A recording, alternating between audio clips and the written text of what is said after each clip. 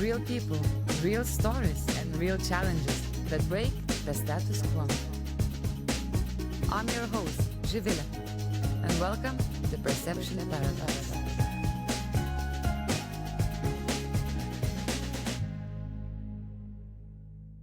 Welcome back to Perception Paradox, where we deep dive into the stories of those who shape the tech landscape.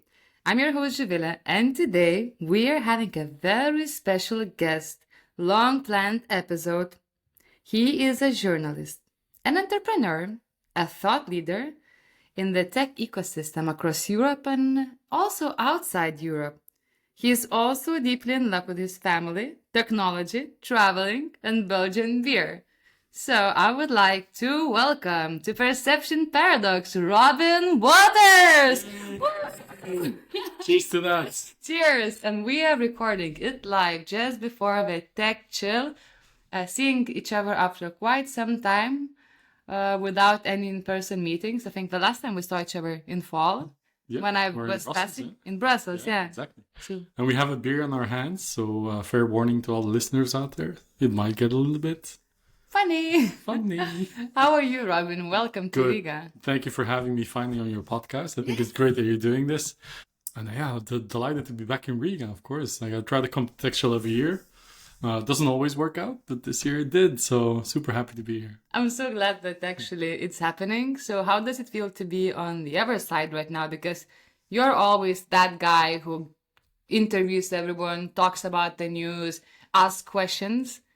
It's great. I mean, it's more relaxing in a way okay. Because, and I'm like you, I don't prepare podcast interviews or video interviews all that much. Like, you want to keep a natural flow and keep it informal enough, but you do prepare. And for this, of course, you just sit and wait, and I never ask for questions beforehand, so I'm like excited to see which direction this takes. That's pretty cool. I'm also very much excited, actually. Funny fact I found about you, right, that on your LinkedIn, you say that usually if you want me to moderate the panel, do a tech event, cover some media, reach out to me. I'm the guy who knows the answer or can help. And I'm like, okay, let's see. If I'm going to really ask about technology on your media, I think we're going to dig more also into the founder's mentality and also some kind of your hobbies, etc. But first, you're a media guy. Was it always this way that you were in media and communications? Actually, not at all. I studied marketing in high school, in college, I guess you call it. But I never planned to be a media entrepreneur or become a journalist. That sort of happened organically because I was working in marketing for a couple of tech companies, and I wanted to learn more about like the new generation of internet startups and entrepreneurs. And writing about them was just my way of learning as fast and as efficiently as I could. And then I just kind of rolled into blogging and then professional blogging and journalism and starting my own media company, etc. So. Yeah. That's pretty cool. I remember we met with you in 2018 in Copenhagen. I was volunteering at Tech Festival. Correct. And somehow I got yours and Niels Murray session to coordinate. And I remember I saw him like, that looks like a godfather for the tech scene in Europe. So it's been like around 10 years you've been running Tech.eu. Before you were also writing for the major, actually, tech publishing houses like the Next Web, right? Yeah, I think TechCrunch. I started freelancing for the Next Web in 2007, if you can imagine. And then 2008 to 2012, I was working for TechCrunch as a senior editor at the end of that. And then went back to the Next Web as a European editor. And then finally started Tech.eu about 11 years ago, actually. How did that happen? The Tech.eu part? Uh-huh. Yeah, it's just... The European tech ecosystem was small. It still is in comparison to other places, but it was small. But I thought like there is some innovation happening. There's interesting people, there's interesting stories, but they don't necessarily get told quite often enough, or they get told in local ecosystems, but not outside. So even in Europe, you would know, if you were in Belgium, you would know what's happening in Germany, unless you really focused your attention and learned German and read German startup blogs. So I felt there was a need for an English language, pan-European tech media company, and I just went for it. And what were you covering before, like at TechCrunch? Was it more focused US based, just startups? Yeah, startups, any startups, sometimes Europe, but because the ecosystem was still small, I think 80 or 90% was from outside of... But it does I mean, the benefit of that is that I learned quite a lot through pattern recognition. Because if you write about one startup, you don't really learn a lot. If you write about thousands of startups, at the end of that, you learn something about the startup world and VC and how it all works. And I can relate that. The same when I was working with Tech Barbecue and reviewing hundreds of pitch decks, preparing for startup pitch competition, shortlisting. Well, after 5 pitch decks, you're still lost. After 10, you're still lost. Once you reach 100, 500 and more, you're just like, oh, okay, that's a pattern. That's how it is. Okay, maybe we should do that. Maybe it's not. So that's the beauty of it, right? Yeah. I mean, being in journalism is kind of like if you're a VC and you look at, I don't know, 1,000 companies a year to invest in, it gives you like a front row seat to the future in a sense, because you're looking at technology that doesn't exist yet or doesn't scale yet. So it's kind of a privilege to see, right? So that's one of the reasons I became a journalist in tech, is because I wanted to learn as much as I could about the future by writing about startups. So what did you learn about the future? That it's very, very difficult to predict. So you have these people who work in the tech industry that are really good at AI is going to be the next thing and it's going to go this way. I'm very much not that person. Okay. But in hindsight, I can kind of see how things came together and what that means for the present, like how it's affecting business, society, humanity today rather than in the future. So I'm still not really good at predicting the future. I think that's a skill that you have to learn that I don't have yet. I have to admit. But it does give you some insights into what's already possible. By the way, most people who are not into technology or not into this space don't know that the stuff that's already possible today. So it does give you a glimpse into the future that most people still don't know, right? That's true. To the Mobile World Congress, first time actually this year, and I stumbled on some really awesome, like different health tech startups. It was connected together with 4 years from now. Right. I'm like, whoa, that's really happening. All this kind of technological disease recognitions that you can really do it in one go, and before it would require so many months. That's my new topic interest, actually, the health part. So I was myself surprised, even though I've been in the field for quite a few years right now. And talking about patterns, I'm very curious now still to talk a bit about tech. What did you notice during the last 10 years? What has changed? And have you noticed any kind of recurrent founders patterns that, I don't know, if you want to build a successful company, you should be resilient, very stubborn, and focus on the market. Have you noticed any interesting things how to build a company, or it's changing? It varies quite a bit. What I found that if you write about Indian startups, US startups, European startups, one thing stays consistent, that is the entrepreneur that's at the center of building a company needs to have, as you mentioned, resilience, drive, passion, sort of an ambition to change things around him or her, make a dent in the market, make a dent on society, make a dent in a positive way, hopefully, for humanity in the world. And that's the part I really enjoy. Like every entrepreneur you talk to, no matter where they're based, what the stage of their company is, they're all kind of the same people, right? They have similar characteristics. Sometimes even a little bit crazy, as they say, like a little bit oblivious to the fact that this hasn't been done before, and they just go for it. And I really, really admire that. And the way that you build a company and the way that the company gets financed and scaled, that changes, of course, over time because, an ecosystem matures or the venture capital landscape matures. So that everything around it changes and evolves. But the core of it, the entrepreneurship, the ambition and the drive to build and change things, that's the beauty of it, that stays consistent. And I have to say, this is even outside of tech, right? Mm-hmm. For me, an entrepreneur is not necessarily in tech. You can build a restaurant chain or whatever.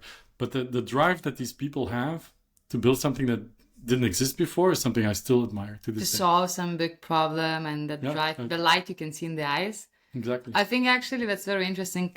I did not expect to jump that fast. That light you're talking about, when I've noticed that in your eyes, when I was visiting you in Brussels, and one of your new music productions was about to go live on radio. Oh, yeah. And I looked into you, and I'm like, whoa, that drive, that's really there.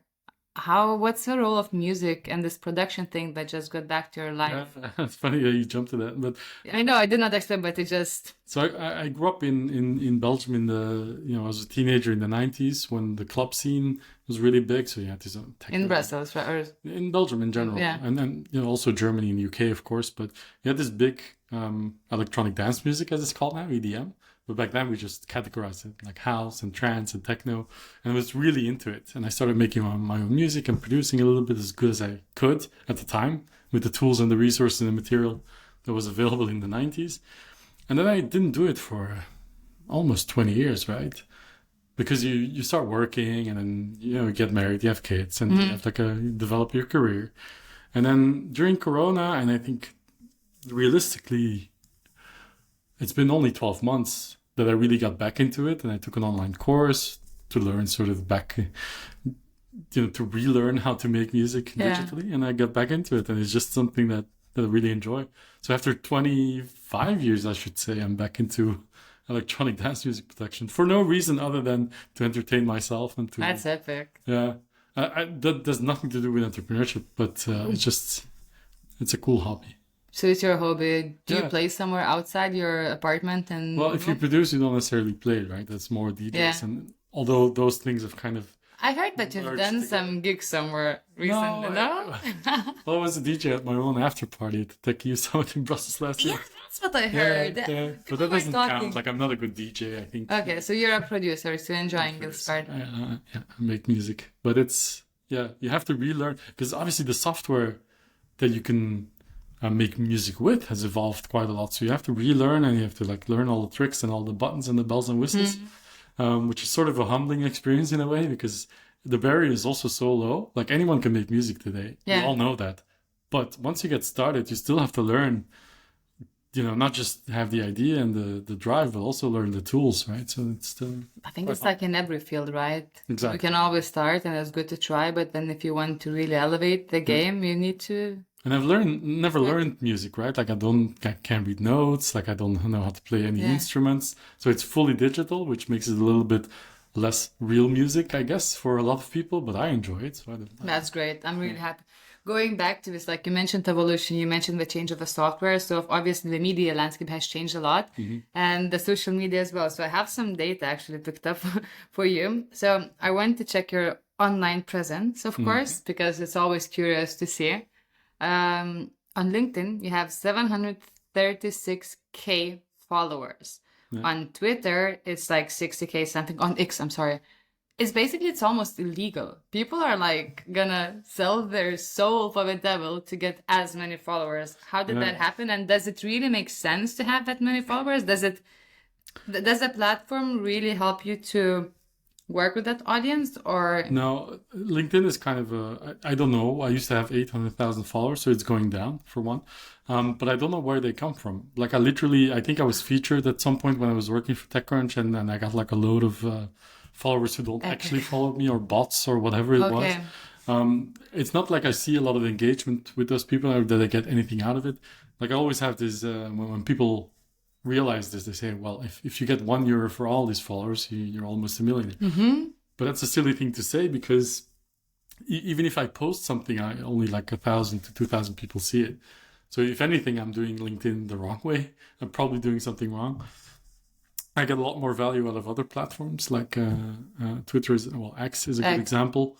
Only 60,000 in comparison is quite low, but I get a lot more engagement. And is it still happening right now with all the changes in engagement? Well, I use it a lot less and I enjoy it a lot less, but it's still for building relationships, connections, direct messaging with some people. It's still hands down one of the best tools I've ever used. Did you start any other platforms like Threads or something? So that's because you said evolving media landscape. If you would start something like Tech.eu today, you would have to be on Instagram and TikTok and Substack and stuff. And figure these things out. But I really didn't. Those tools didn't exist, right? When I started 11 years ago.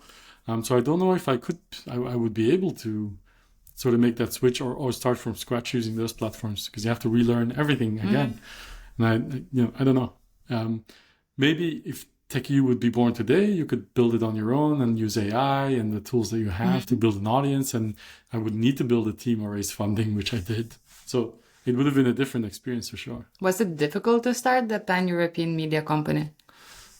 It definitely wasn't easy, but at the same time, if you have some belief that the ecosystem will grow, which it did, then everything will sort of sort itself out.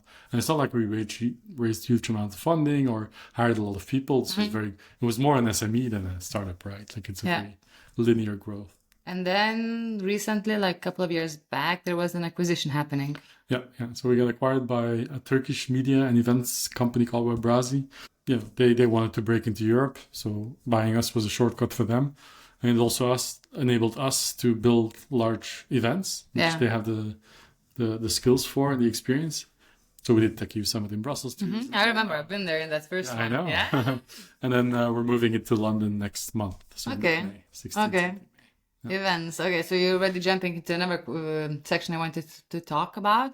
I do remember meeting you at this event, Tech Festival, but I forgot the name, so I'm glad you reminded me. There's so many events that sort of came and went, like Pioneers is no longer there. Tech Festival isn't really a thing anymore. And your session was in the basement, I remember. It was in the basement of a bar. On the bar where later on nobody wanted to hire me and I wanted to get into the events field. So they hired me, that bar, to work for them while I was working for free for events, which is quite funny. That's a very funny story.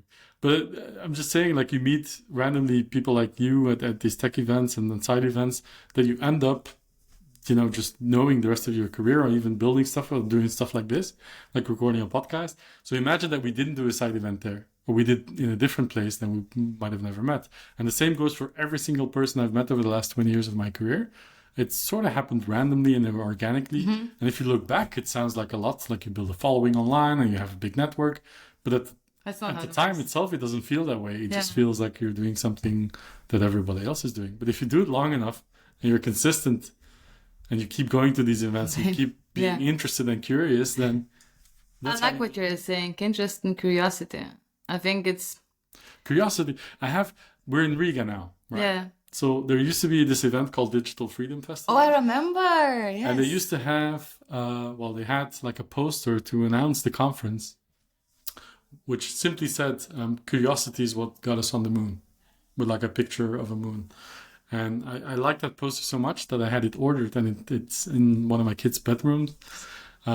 Curiosity is what got us on the moon. It's such a simple statement, but it tells you that curiosity is what drives ambition, entrepreneurship, evolution. So curiosity for me is the main driver of everything that I do, and everything. Like the people I get most along with in this industry are the most curious ones. They're always hungry for more knowledge, more experience, more this, more network. That's the people I enjoy hanging out with. I couldn't agree more. Maybe that's why we were friends. Yeah, that's why. No, but that's why I'm friends with most people here at TechChill, and it's good to catch up with people because you don't always see these people, but you're in the same kind of vibe, and you're in the same industry. I was about to say bubble, but not necessarily bubble. I think it's more the vibe actually. It's like. And that's if I talk to people in the tech industry about tech, it's almost never about money. Unless you talk about something very specific like venture capital, etc. It's almost always about what are you doing these days? Why are you doing it? Like, how are you handling this? It's a very positive environment, I could never work in insurance or banking where essentially, it doesn't feel like you're contributing to a better society. But entrepreneurs generally are, right? So this curiosity that drives them is what I feed off. Yeah. What's the role of your tech events actually? Because you mentioned that once Tech.eu got acquired, you brought back the Tech.eu events, and I've heard on the legend there are stories about Robin being that guy who runs some events. What's behind that? Like, were you running events already before it was cool for everyone to run events, or? Yeah. I used to. I don't know. Maybe older listeners will remember, but there was a conference called Le Web in Paris. Even I know that. I haven't been there, of course, but from media, I remember. So it was the staple signature tech event in Europe for quite a long time. But they basically had this, really great people, but they had Silicon Valley entrepreneurs and investors fly over to Paris to talk about Silicon Valley and then fly back to Silicon Valley. So I felt like there's a need to actually highlight what's happening in Europe. Even before I started Tech.eu, I did a conference called Plug for 3 years in a row, where I essentially said, I'm going to do the web, but only European speakers and only European investors, which was my first foray into events, if you want to call it that. And I quite enjoyed that, bringing people together and learning from each other and sharing knowledge. And this is something that I think I'm going to keep doing for the rest of my career. Even though the actual organization of an event, like the logistics and the operational part of it, I don't really enjoy. So which part do you enjoy? the contents, the curation, The content and bringing creation. people together and the networking and making sure that everybody feels not just comfortable in joining it, but also feels like they've left the conference or the event with a little bit more knowledge and a better network and a little bit more drive or inspiration, or that they get educated on a certain subject. That's always been the goal, right? Okay, so basically bringing people together and sharing and exchanging When you bring knowledge. people together physically, magic happens. And the same is true for, we're now in Startup House here in Riga, bringing people physically together in a startup hub or an event or a co-working space. It's just, that's where it happens. You could never replicate that online. I've learned. I agree with you. I want to touch base a bit on you as a founder, because you've been basically, you worked a bit for someone, but most of the time you were founder, right? And 11 years, Tech.eu, it got acquired. How is with this? Have you experienced this kind of identity crisis a bit? Or how did it feel when it's kind of a baby, it got acquired, it grew up, it matured, that's it. So it's not only you now playing with the team, but there are a huge organization next to it, and you start collaborating, and the mindset shift. How is it for you? At the time I sold, we were just coming out of Corona. The market was difficult. It felt like the right thing to do, and it didn't feel like losing my baby. It felt more like we get more resources to raise your baby. So it's a different feeling, I guess. But I've never. You say like I'm a founder, and it's true, like because I founded the company. So per definition, I'm a founder. I'm an entrepreneur because per definition I started a company, but I would never ever compare myself to some of the startup entrepreneurs or founders that I've met, or scale-up founders, because I could never do what they do. It's a very lonely journey, and building a company that scales and we have hundreds of people. It's a whole different kind of problems and challenges that I don't think I would be able to face. So I have the utmost respect for real entrepreneurs. And I say real because I still have like this imposter syndrome where the stuff that I started, I said it before in the interview, I said like it was an SME and not a startup. Yeah. So I'm always putting myself a bit lower than a real startup. Where is that coming from? Because it's true. It's true. Because I know myself well enough that I can write about these companies and learn from them and interview people, but I could never be them. And once you have that realization, it doesn't mean that you can't do positive things or that you can't build a career, but I would never compare myself to. That's quite funny that you say that, because that's why I do have the creator of Perception Paradox, not the founder. Oh, because you call yourself a creator? Because I don't. I mean, like, yes, so you have the same that I have. Yeah, I think so. It could be. And then some people would be also asking me, so basically you're building the media company. I'm like, I don't think so. I'm just kind of opening up the platform to share the voices in Europe for underdogs and also different kind of angles on life, business, and health. Yeah. If we would be in the US, we would call ourselves founders and entrepreneurs without a hesitation. Because we're in Europe and we grew up in risk-averse environments, we put ourselves down from the get-go. And I always tell founders, like startup founders in Europe, that they're going to face that as well. They're born with a mindset that's a bit less, ambitious or driven than I'm not sure if it's less ambitious. I think we have this ambitious mindset. Well, at least I grew up in Lithuania, and this whole sea were really hustlers. But I also grew up in the environment where basically you're never good enough. There is always someone who reached more, and I think I've been having it since I was a kid, from the simply educational environment where like, I've done so many things. I'm like, no, it's okay. Super humble. I can do better. Yeah. And that just grows into your blood, even though like... I don't think humility is a bad value. It's not, but for entrepreneurs, you need to sometimes be very arrogant and just... Arrogant, celebrate wins, not only losses. And I think I did not know back in the days how to celebrate wins. And thanks to my... opportunity maybe to travel, experience something outside and learn outside my bubbles. I learned to do that, but... You touched something very important, which is the education system in Europe in general, because of course they're not all the same, but it doesn't really make you want to start something or build something in general, right? Once you get to high school, maybe you have some options, but I think entrepreneurship and building your own company or creating your own business should be something that, like, even in elementary school, like even kids, you could kind of, already instill it in them so they can develop those skills in secondary school and in high school, college, university, whatever. We wait too long. In Europe, we wait too long to tell people you can actually do your own thing as well. By that time, you've lost 90% of the creative minds, the idea and the ambition. Because when you're young, and I mean young as a kid, you don't think about those things at all. You don't think about limitations or barriers. It's only later in life that you start developing, whether they're real or not. But then they're suddenly there. And if you educate kids from a young age, like, this is stuff you can overcome, this you can break through it, and here's some good examples, and this is what you can learn from, I think we would be a lot further ahead as European Union than we are today. I try to connect a bit to my story in a way that, what also helps? Trust. No matter what. Now when I'm thinking, I think I've never got into that full situation where like you want to do something, but then society tells you, no, don't do that. That's wrong. My parents were super open. If I deliver like the grades or some results, they would be like, okay, do whatever you want, as long as it's, of course, healthy, sports, music, creativity. And they never understood what I'm trying to do with my decisions, like moving to another country in 1 week, just writing a business plan, getting the grant and moving to build a startup with no clue. But then I would always ask, I remember like it was yesterday, I asked my dad, do you trust me?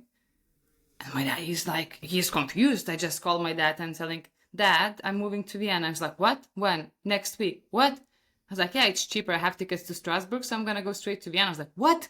And I'm quitting my job, like super recognized job in a great company. And my dad's like, I was like, okay, how can I fix it? I was like, do you trust me?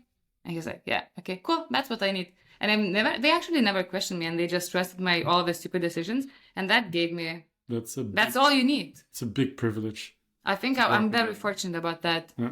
No, for sure. My parents were never in business or entrepreneurs. And to this day, like I became an independent, so started my own company, registered for a first company in 2007. And to this day, my mother will still sometimes ask me like, hey, isn't it time to get like a regular income and a real job? And it's really strange to me that you kind of, some people or some generations think as entrepreneurs as sort of side things and not real work and real jobs. Maybe my just family, like they just accept it, to be honest. Yeah. Well, I guess it depends on the environment you grow up in, but also the environment that you choose, meaning your friends or where you live or which industry that you work in. I think being in the startup business is I think it's exciting. Yeah. Even if there's bad things happening and there's drama and there's but in general these are all people who are driven by a goal, and they have this curiosity that we talked about earlier, this ambition, this drive, and it's just so inspiring. I could never ever work in another industry ever again. I don't think I could. But wait, you touched base interesting point. So your family is not coming from entrepreneurial mind, like background. Where did you get that entrepreneurial spirit? I have no idea. I remember graduating from college. I was going to do journalism, but I picked marketing instead. And I did my internship in Spain. So I chose to go to Madrid for a few months because there was no program. So I did it on my own. And I met some people there, an Australian guy, an Argentinian guy. And our plan was to go back to our respective countries, work for 6 months to a year, meet back up and do this trip around the world. I don't know if you know that, but you travel in one direction, either east or west, and you take different destinations. I always wanted to do that. Have never done that. So that was the plan. And my plan was to go work 6 months, save enough money to do this trip. And then the Australian guy's father unfortunately passed away. And I ended up staying 3 years at this company. And it just happened to be a tech company, a hosting company with domain names where people would register a domain name and build applications. Yeah. And I would get interested in what they were doing just by seeing it happening in front of my eyes. And then I got interested in this whole internet entrepreneurship thing. Before that, it wasn't a thing. And it's because, I got like a front row seat about what people were building very early in my career that I got interested in doing something myself. If I would have ended up at a packaging company or a pharma company, my life would have been completely different. Because my only plan was to make money for 6 months. I didn't really care where I ended up. But I just happened to end up in a tech company. It's pure coincidence. Or serendipity of life. I guess. I guess it was meant to be. But you never know. Like in hindsight, I don't know. I've never planned to volunteer at the tech festival, and that happened just with one call to a good friend of mine who's been living in Denmark. I've just moved. My job deal fall apart because of merger and acquisition, and I'm like, so out of the blue, I have no job. I'm like, cool. I kind of got rid of all my clients in the US for freelancing. I was doing social media freelancing. I'm like, I'm just gonna be a master student. And then I tell my friend, look, it's a cheap conference happening in Copenhagen. Should we go? It's just 30 euros. Looks super awesome. Yeah. And I don't know why he was just like, why don't you volunteer? I'm like, what? I've been already like far away in my career. Volunteering again? I'm like, serendipity. cool. And then it was one day before the event. And I'm like, cool, I'll try. And I wrote to them. And I said, yeah, sure, you're in. I'm like, huh. Nice. And then how it all started the next, because you told me about the other conferences, like, oh, if you want to get into tech, look, there's this tech barbecue where I started working with later on. There is Slash. I applied for Slash, and after being robbed in Brussels, borrowing money, I flew to Finland to Slash. I remember that. Yeah, it's serendipity, right? And this is what I always say when Corona hit. The events, of course, disappeared, and people thought, oh, we'll replace it with online events. And I always said like this serendipity, this random encounters with people or organizations that you have at physical events or spaces will come back. Because if you don't have that, the magic doesn't really happen. You cannot replicate that online. This whole random, you being a volunteer at this event probably changed the course of your life. Extremely, like. Right? So, and there's many moments like that in life, I think, where you don't even realize that if you would have just gone to that country instead of that country, or you would have met that person that evening instead of another one, your life would be completely different. And you never know. It's kind of fun to think about, like, what would have happened if, but at the same time, I'm a go with the flow type go of with person. the flow, be open, and see what. I ended up in tech startups, but you wouldn't. If you would have met me when I was 18, you would have never predicted that. Yeah. So okay, you were 18 and like you're into startups. You're one of the most known guys in the European tech scene, I would say, from what I've experienced around. What about friendships? How do you maintain friendships? Because we're in kind of a similar pool where we have some local friends, let's say, and then we had those ecosystem friends that became close friends to us. How do you keep the relationship? Because sometimes I find it also difficult. Like, okay, so are we? How in depth are we going into that? And you can know many people, but you can feel sometimes so lonely. Of course, that's a classic. But I'm very fortunate to have grown up with a lot of friends who have a good base, have a good foundation of social relationships at home in Brussels. But I remember tipping a little bit too much to the other side, where essentially I would have very deep conversations with people at a conference and I would not see them for another 6 months, maybe a year. But I would not have those kind of conversations at home with my friends. So when Corona hit and suddenly you had to stay home, I felt very, very lonely in a sense, because you suddenly don't have those deep conversations, or you don't have conversations which you learned from anymore, or these friendships that you feel connected to someone, even if you see them once or twice a year at a conference. Sometimes you build connections with someone that are really valuable to you, and that suddenly fell away, right? Like it went nowhere for quite a while, and that was a huge miss. But it also made me realize you have to invest in both sides, like your home base and your family, your friends, but also build the friendships in the industry and maintain them, which is also quite difficult. Because there's people I never call or I never ask, like, how are you doing, until I see them in person. Yeah. I think when we started calling, it was during COVID. Walking around the lakes and sharing how long conversations, right? But if I didn't have that, it would have been even worse, right? It would have been indifferent in general, where we're all in the relationship. I think COVID also brought us a lot of learnings, if we were open for that. So it's also this. You mentioned the word friendship, but to me that's a very, very difficult word to define, because sometimes friendships are per definition temporary. You move somewhere and you build a friendship with someone knowing that you'll move back home or you'll do something else, and that the friendship will fade. And I think if you both realize that, and then that's fine. I think as soon as you start having certain expectations, that sometimes it gets a little bit complicated. I like that friendships can be temporary. I think that's a good thing. You just, you enjoy it while it lasts. Some last forever. Some don't, and I think that's fine.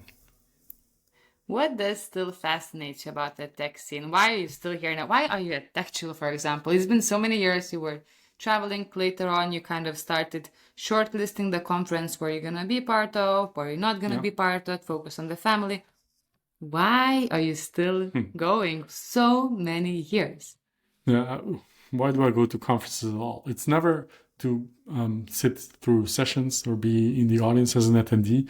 I do that mostly for networking purposes with existing friends, but also to build new relationships with other speakers or interesting people or startups that I meet walking through the halls or whatever. Literally 1 hour ago, we walked into a startup house in Riga, and as Egita, the CEO, our good friend, was showing us around, there was a startup building a Unitrack vehicle, like an all-terrain. Yeah. So I would never know about the startup if I wasn't here, right? So now I'm interested. I'm going to look them up afterwards. I'm going to follow their progress.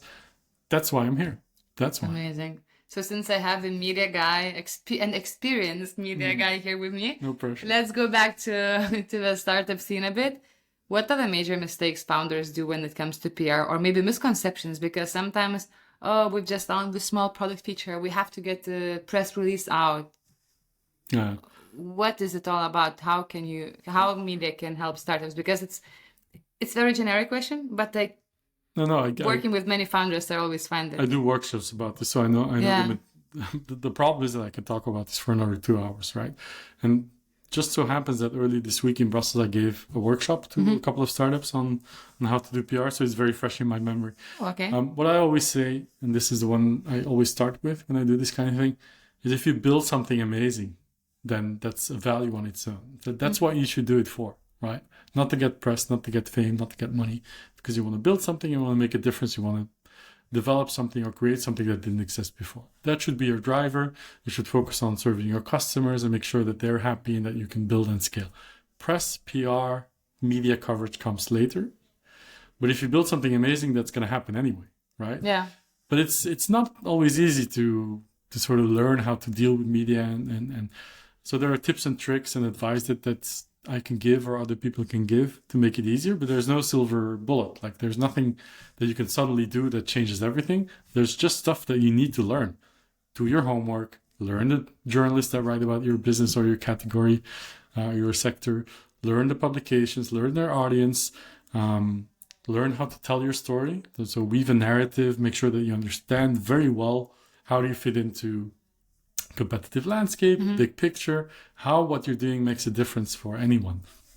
And once you have that, then you can start building on your communication, building a pitch that you can use for investors, but also to hire people, for journalists, etc.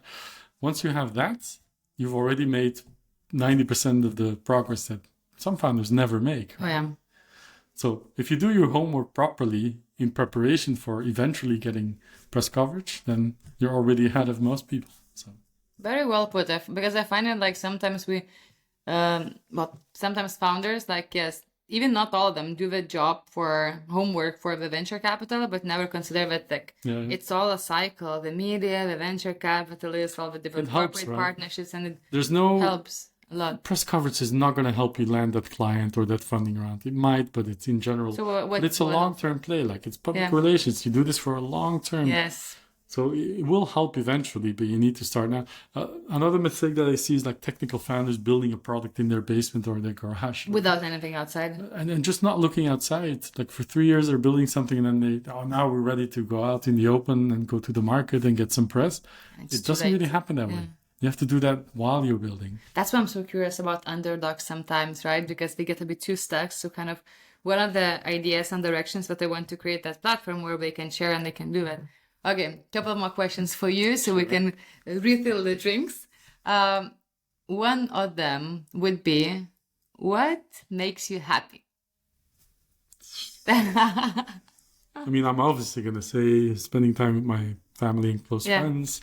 I like walking nature. I like traveling. I like getting to know new places. That really makes me happy. But coming back to the curiosity, I'm the happiest when I learn. When I'm learning something about a new culture, a new company, a new something about history or geography. When I'm learning, if I've learned something during the day then I'm happy in the evening.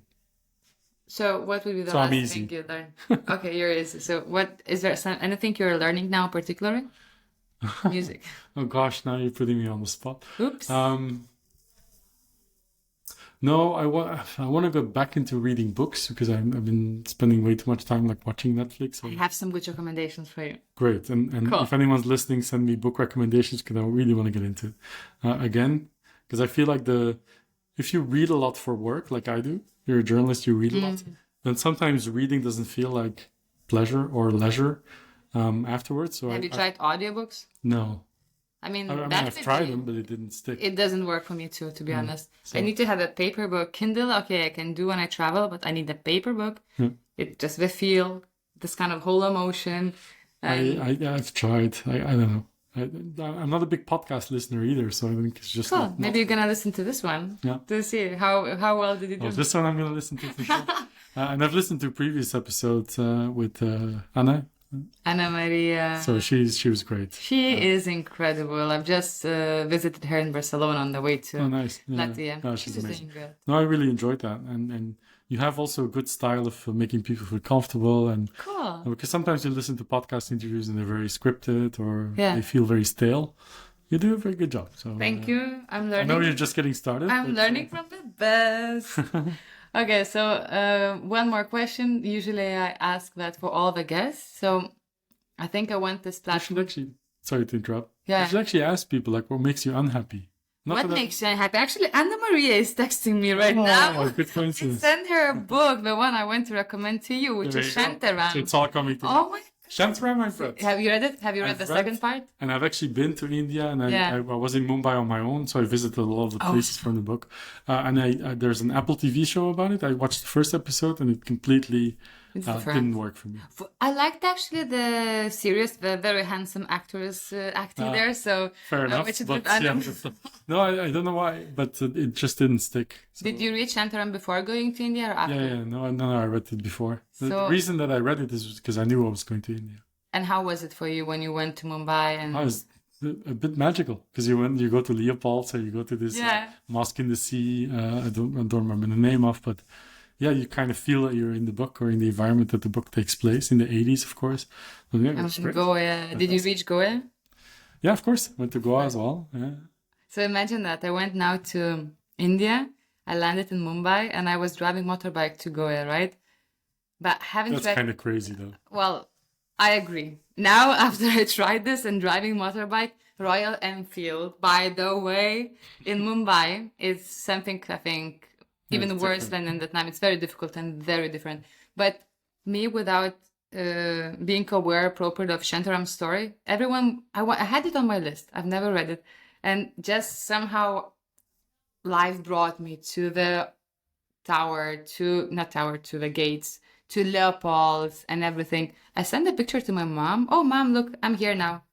Mom, that's a Leopold's from Shantaram. And I'm Yeah, like, Mom, everybody knows it. It's you've such read it? And she was like, well, that's old news. Of course I done it. Yeah, it's a kind of an old book. And it's also Leopold's Cafe in itself. You've been there. It's nothing special. Like it literally seats like only a few But people. I observed without reading Shantaram all this place where they collect money, this kind of small stage. First they brought me to the second floor. I enter, oh, I don't like it. I don't need AC. I want to sit downstairs where the action is happening, where I can see the whole street view. And I was like, oh, special this place place. looks very special. And they still have the bullet holes in the wall. Yes, I saw that too. And I'm like, oh my God. Okay, and what's happened? I started reading Shantaram after my trip to India. And I went to Goa, I went to Kerala, to some ashrams and so on. And it was very interesting because I had also a friend who joined me to travel who was, I met him in Singapore. He's from India. And there were some things I could not understand about the culture. There were some things that maybe felt for me not familiar. And when I started reading Shantaram, it felt that I relived my travels with my curious mind. And I just got all the answers I had about India. And it was very like Yeah, rewarding. it's a like, good book. wow. It's a good book and you should read it, everyone. But that's what makes me happy. Talking about books and about India with people like you, that's what makes me happy. I'm happy. So, for all the listeners who are out here listening for this episode, I like when the guest shares some kind of thought, philosophy, or just question to ponder through the day. Okay. What would you like to ask the audience? It can be anything. So, I don't know, we just leave the episode, we continue our day, and we're like, oh yeah, maybe I can think about my life purpose. Yeah, no, I already have an answer because it's advice that I try to share. So when you do anything in life, whether it's building a business or starting a startup or just working in a bank or insurance, but you need some purpose in your life. Life in general is quite lonely. I know it sounds kind of weird because you have your friends, your family, but in the end, it's you, right? And you're gonna die alone to make it a little bit more depressing. But if you're gonna do something in life which is finite by definition, your life is going to end. You only have a limited amount of time on Earth. So why not go for something big or something that makes you happy or something? I never kind of understood why people would get stuck into something that they don't enjoy for 30, 40, sometimes 50 years, and then basically perish without ever having the sentiment of, I've built something, I've done something positive in life, I've shown other people the way, I've educated someone. So that's the best feeling in the world. So if you're gonna do that anyway, think big, think ambitious, think, what this idea that I have, how big could it be? And then go for that. And if you know what they say, if you shoot for the stars, you might reach the moon. Reaching the moon is pretty good, It's an achievement. So hit high, and then somewhere you will land, hopefully high, and if not, higher than you would have. At least you tried. At least you tried. So failure is okay. Think big. Try stuff. Do it with purpose and passion and love, and everything else will follow. That's very beautiful. And for this episode, so we're gonna do part 2 with other questions. Yeah. But it's a good way Robin, to end. thank you for joining me today. Thank you for having me. I'm super grateful, and I hope everyone enjoyed, learned a bit more about Robin, not only about what's happening in the tech scene, but who is behind that tech scene. So thank you everyone for tuning in, and till next time. And if you haven't subscribed it yet, it's your time to do that because more interesting episodes is coming. Yes, hit that subscribe button and share with all your friends and enemies. Bye! Ciao, ciao.